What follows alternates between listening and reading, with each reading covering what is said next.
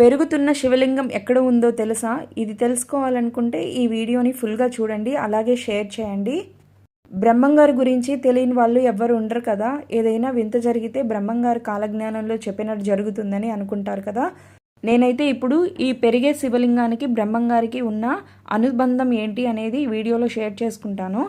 బ్రహ్మంగారు స్వామి పుట్టంగానే కన్న తల్లిదండ్రులు అయితే శివైక్యం చెందుతారనమాట.